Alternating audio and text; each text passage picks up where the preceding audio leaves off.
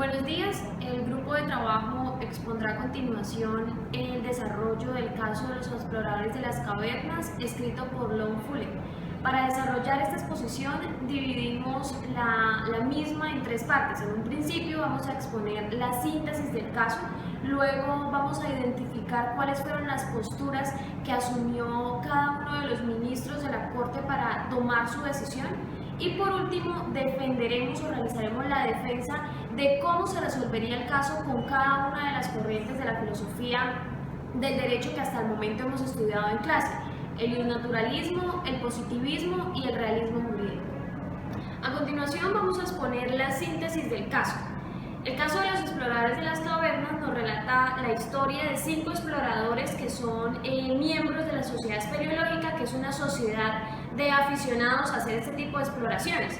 Ellos a inicios del mes de mayo del año 4299 deciden ir a explorar una caverna de piedra caliza.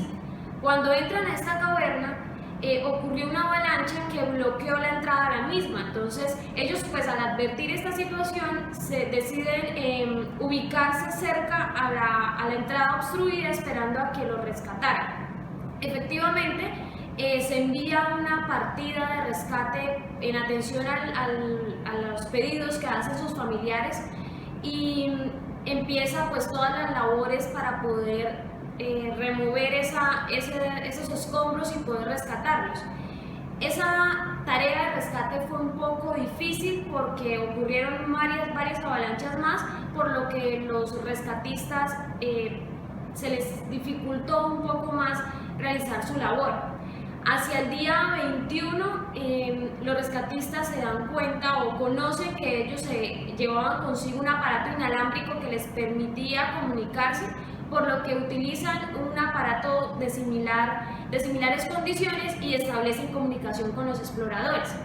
Cuando establecen esa comunicación, los exploradores les preguntan acerca de cuánto tiempo se demoraría en rescatarlos, si podrían sobrevivir estando en esa caverna, a lo que le responden los médicos del grupo rescatista que era pues poco probable, porque ellos no contaban con las suficientes provisiones, ni en la caverna había algún tipo de alimento que les pudiera servir para sobrevivir. Luego esta comunicación se interrumpe por algunas horas y cuando vuelven a retomar la comunicación, los exploradores preguntan si la idea de alimentarse de uno de ellos permitiría que los otros sobrevivieran los días que harían falta para que los rescataran. Sin embargo, ninguno de los miembros del grupo de rescate les dio una respuesta, por lo que ya luego la comunicación no se volvió a establecer. Hacia el día 32 logran finalmente rescatarlos y se dan cuenta que exactamente el día 24 el señor Whitmore, uno de los exploradores, fue asesinado por los otros 4 exploradores en busca de poder alimentarse de él. De esta forma se toman las declaraciones de los 4 exploradores, quienes dicen que fue precisamente Whitmore quien les propuso realizar esta práctica, quien les propuso que se alimentaran de uno de ellos y que la persona de la cual se iban a alimentar iba a ser escogida al azar. Él les dijo que llevaba consigo unos dados con los cuales pues podrían hacer el sorteo de quién sería la persona a la que iban a asesinar y que posteriormente se iban a alimentar de ella. Los exploradores dicen que ellos en principio no estaban de acuerdo con esa idea, pensaron que era mejor pues reconsiderarla, pero luego de bastante discutir sobre ello decidieron aceptar. Cuando fueron ya a realizar el sorteo, después de haber discutido muchísimo acerca de las probabilidades que había de una u otra respuesta, Whitmore decide salirse del sorteo, dice que pues prefiere esperar un tiempo más. Sin embargo, los exploradores dicen que ya no es momento para retirarse de esa decisión, que él había violado el pacto al que ellos habían llegado y que por lo tanto debía seguir en el sorteo. Por eso otro de los exploradores, uno de los 4 exploradores restantes, es quien toma su posición y tira los dados, obteniendo como resultado que Whitmore es quien debe ser asesinado, razón por la que ellos pues deciden darle muerte. A raíz de esa situación, ellos son procesados por el delito de homicidio y pues en el juicio oral el jurado determina que efectivamente los hechos sucedieron tal como se los acabo de contar y que deberían ser condenados a ser ahorcados conforme lo establecen las leyes de Commonwealth. Con base en esas consideraciones, el juez precisamente toma la decisión y decide condenarlos a esa pena. Sin embargo, el jurado establece o solicita que esa pena se les conmute por 6 meses de prisión. Ahora empezaremos a hacer un breve recuento de las diferentes posturas que se tomaron en el presente caso. El presidente de la Corte, Truperi, hizo una narración breve de los hechos y estableció que lo que se debió hacer era una petición al Ejecutivo para que éste les conmutara la pena a los 4 acusados. El ministro Foster no estuvo de acuerdo con la postura del presidente de la Corte de pasar una petición al Ejecutivo para que éste les conmutara la pena, pues estableció que éste debía tomar o establecer la respuesta desde las leyes del Commonwealth. El ministro señala que cuando Whitmore murió en manos de los 4 acusados, todos actuaban bajo un estado de naturaleza, y es por ello que el ordenamiento jurídico positivo no debe aplicarse en este caso, pues aunque hayan violado de forma literal la ley, no violaron la ley misma, porque el código penal no establece una opción entre vivir o morir. Es por ello que él dice que en este caso lo que se debe aplicar es el derecho natural, y bajo esta concepción los 4 acusados deben ser absueltos. Es claro que la posición de este ministro es ius naturalista. Ahora, quiero mencionar dos de los ministros, que tienen tendencia positivista dentro de este relato. El primero es el ministro Tati, quien está en total desacuerdo con lo que dice Foster, puesto que él manifiesta que está lleno de falacias y de contradicciones.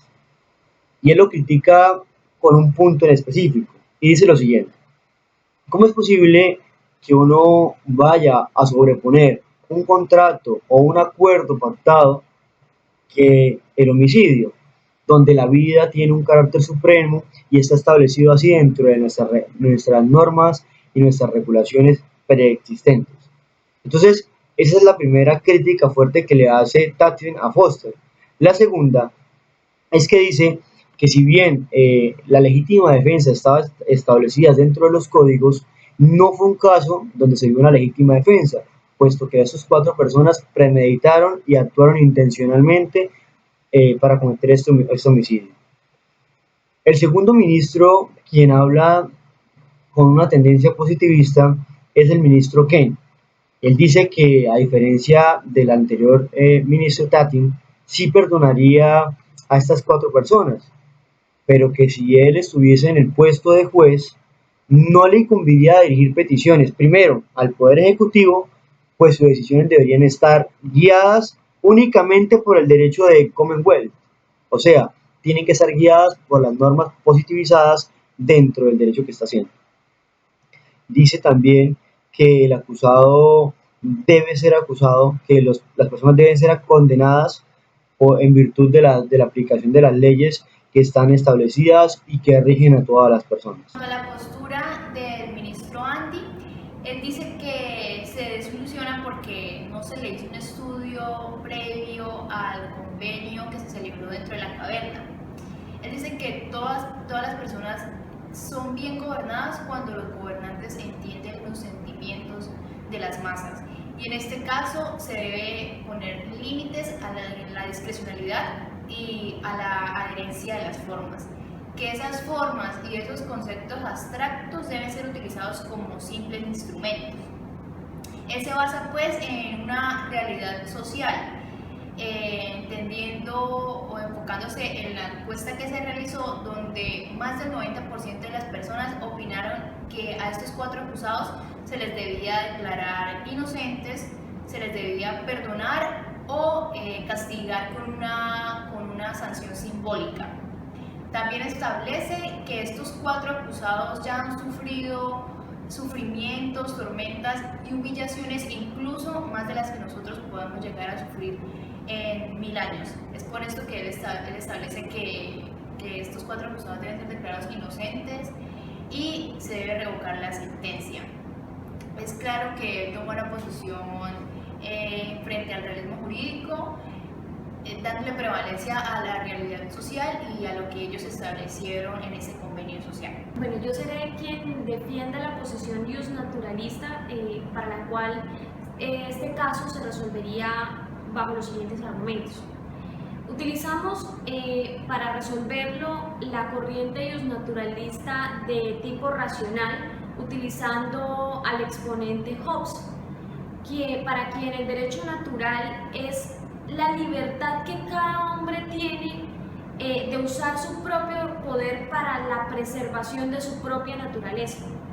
Es decir, él considera que el hombre tiene la posibilidad de hacer cualquier cosa que a su razón, que a su juicio considere que está bien o que es apto para lograr esa supervivencia de su propia naturaleza.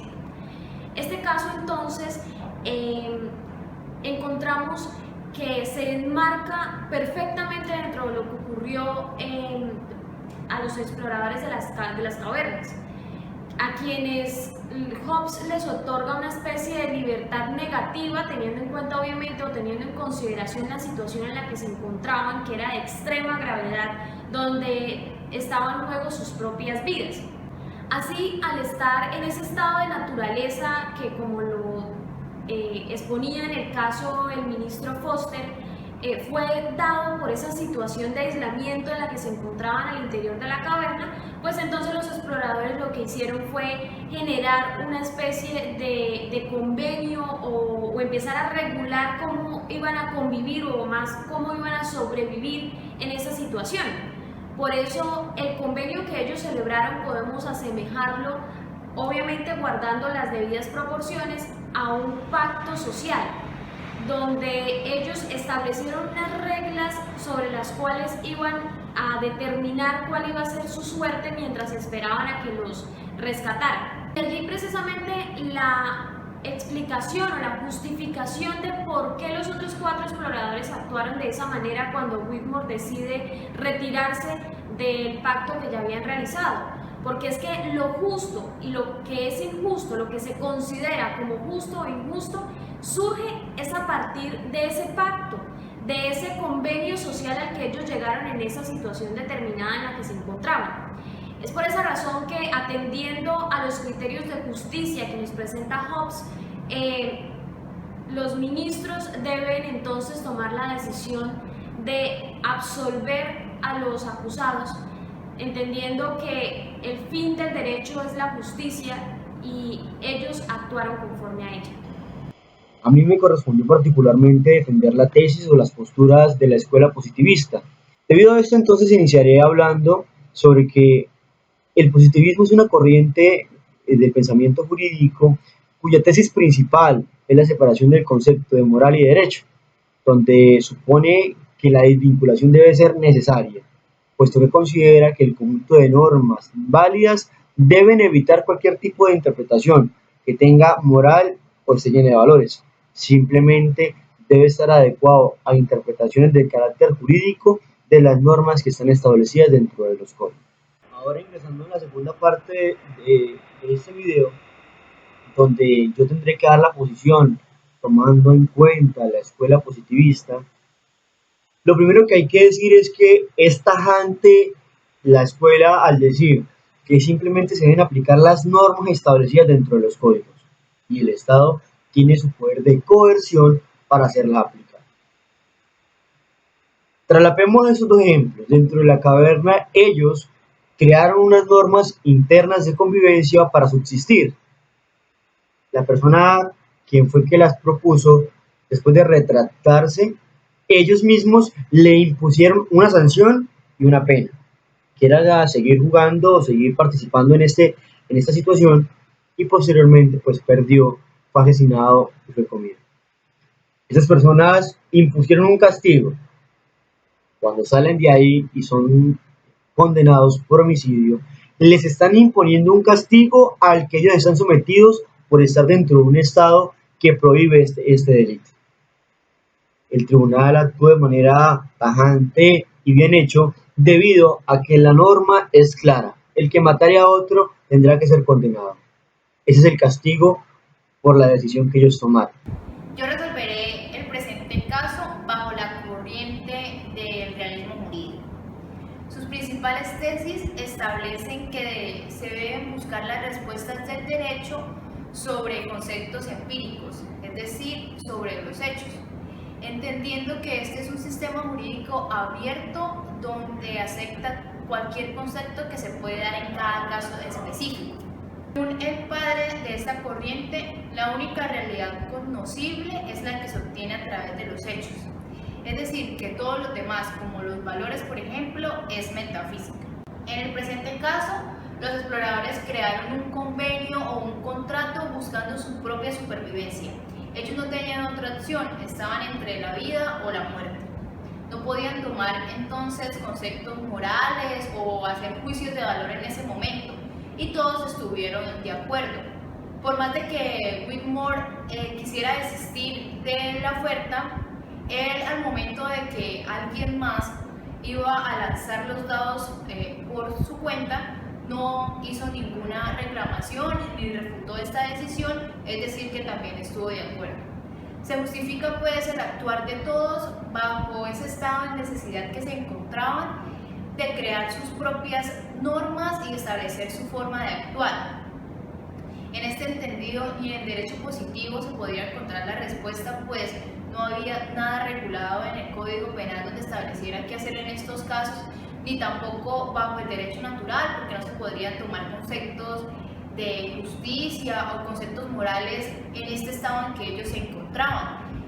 Es por esto que bajo el realismo jurídico se debe tomar o se debe estudiar los motivos por los que ellos los llevaron a tomar esta decisión, cómo se realizó este convenio, bajo qué circunstancias, y por eso se debe declarar a estos 4 acusados inocentes y se debe resolver la sentencia.